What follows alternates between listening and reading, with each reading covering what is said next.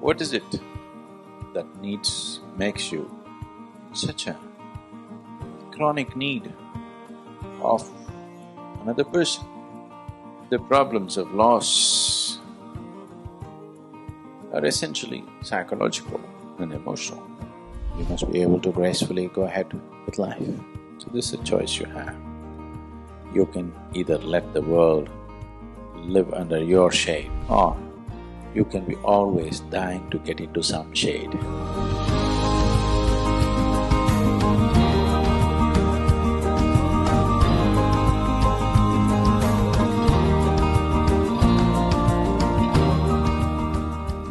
Do you see? Right now, the fundamental life process within this body, it doesn't need, it is interdependent. It is bound to be so. The physical nature of your existence is interdependent. You have to eat food, you have to breathe, you have to drink water, so many things. You need services, maintenance.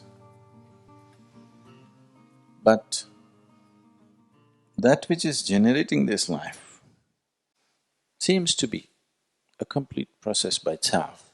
It does not need anybody's support. Is that so? Do you think so? Do you feel so? Yes or no? It is so. So,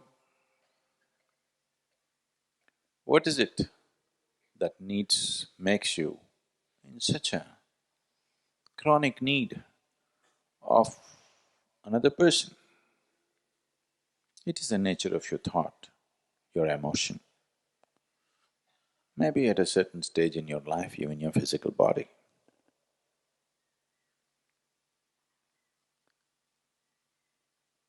Now, physical body is one thing. You did not make it. You will see, if you as much get very interested in a book, you're reading a suspense thriller, all your physical needs will disappear. Have you noticed this?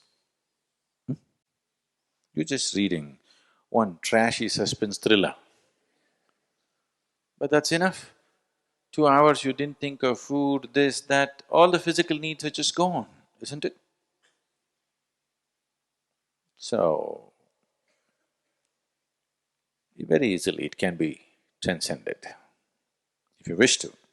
I'm not saying you must, but if you wish to, the physicality can be mastered very easily.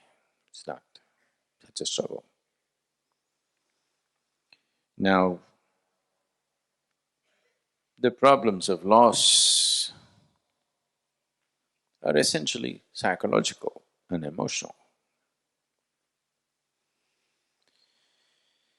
So, the psychological structure of who you are, at least the psychological structure of who you are, should be crafted by you, isn't it? If you craft your psychological structure, would you make it into a miserable possibility or a blissful possibility?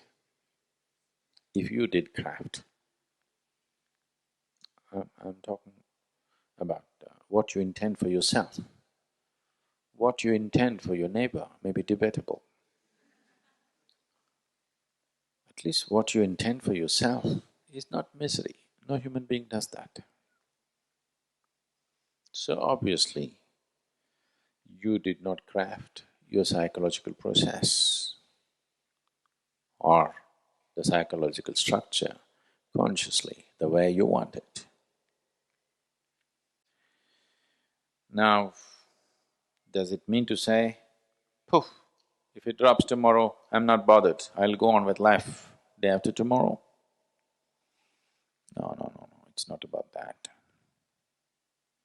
It is just that you must live in such a way that you're willing to die for somebody right now.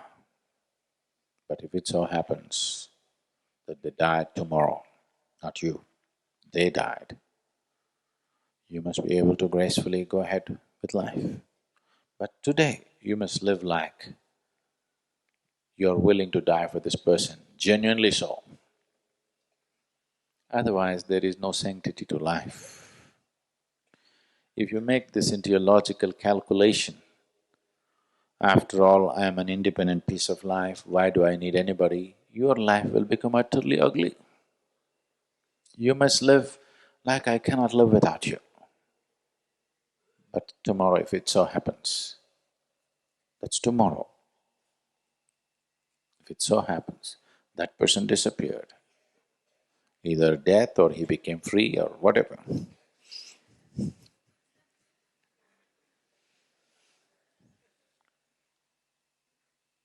Then you must see, this is an independent piece of life.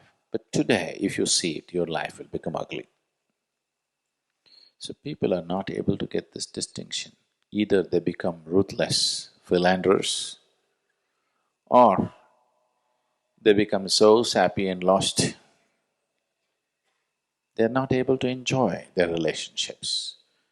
Most relationships are only… they know some joy only in the beginning, after that it's one continuous complication and pain. For most people, unfortunately.